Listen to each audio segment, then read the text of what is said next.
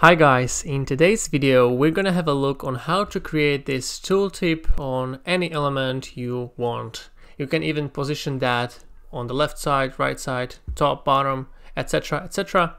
I'm gonna put link into the description so you can have a further look. So let's have a look how we can create this. So we head over to editor, and the main thing, or we need to go to click, for example, this button and click style, and we need to go to attributes.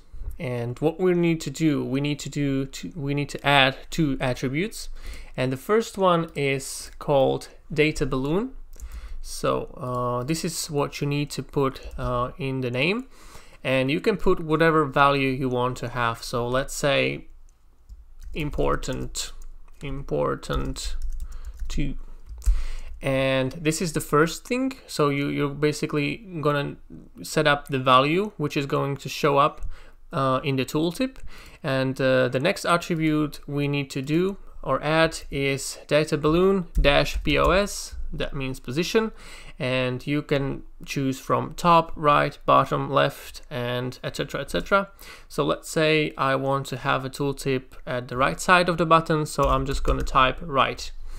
Okay, I'm gonna save, and once you save this, you might want to try to enter preview mode, and you're not gonna see anything because you need to go and basically open the site via like on the front end. And once we're on the front end, you can see the tooltip appears on the right side. So if I want to change it to whatever other position I want to have, let's say bottom, let's save this. I'm gonna refresh the page and I have it at the bottom. So basically this is how you can create really simple tooltip and add more information for the customer or for the potential client or visitor. And yes, you can try it and use it on your projects too. So it was a pleasure.